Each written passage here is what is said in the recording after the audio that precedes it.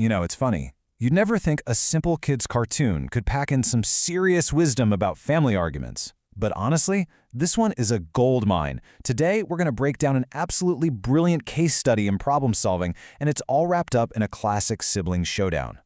So let's just jump right in. We've all been there, haven't we? Two siblings, two totally different ideas, and an absolute standoff. But what if? What if there was a way to completely sidestep the argument so that nobody actually has to lose? That's the big question we're tackling today.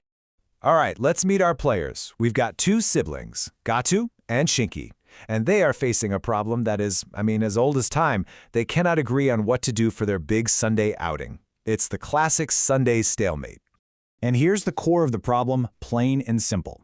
Gato wants to go to the movies, Chinky is dead set on the amusement park. There's no middle ground here, right? They're at a complete impasse, and neither one of them is going to back down.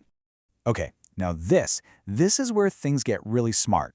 The parents don't jump in and play judge. They don't pick a winner. Nope. They put the power right back in the kids' hands and say, you two figure it out. But they give them one critical rule. You can only pick one place. This single move changes everything. So, Gato realizes that just arguing back and forth is a dead end. So he proposes something totally different. He suggests they settle it with a game. The winner gets to pick. And right there, that's the pivot. It's not about who can argue better anymore. It's about who can play better. And what's the game? Oh, it's an absolute classic. The floor is lava. I'm sure most of you remember this one. The idea is so simple and so brilliant. You just pretend the floor is boiling hot lava, and you have to get around the room using furniture, pillows, whatever you can find without touching the ground. Now, this isn't going to be total chaos.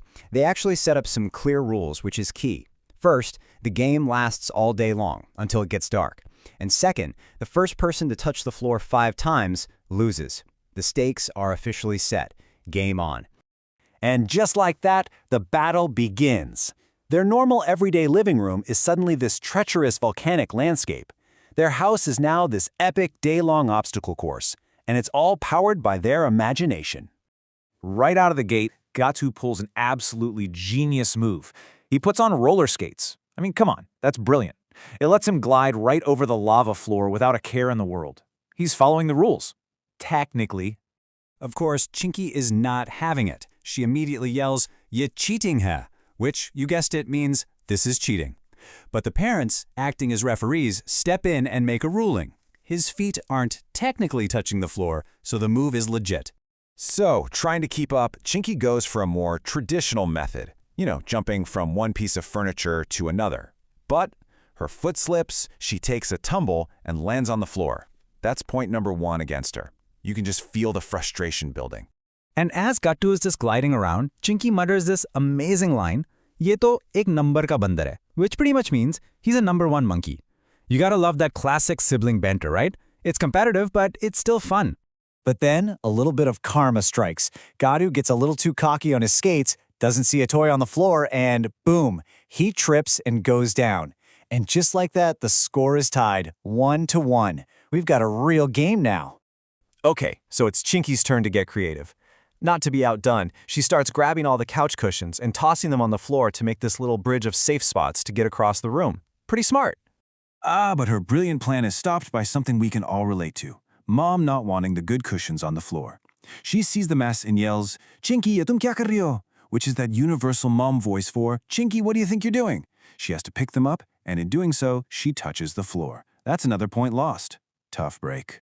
The rest of the day is just this amazing back and forth of clever ideas and hilarious fails. But as the sun starts to set, this epic, day-long battle is finally coming to a close.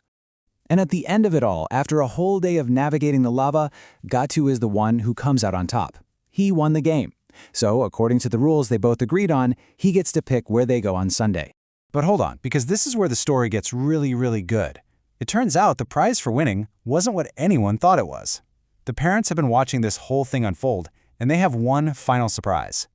Their father comes in and drops this bombshell. He says he had such an amazing time watching them play together, being so creative and just having fun, that he decided he's going to take them to both the movies and the amusement park.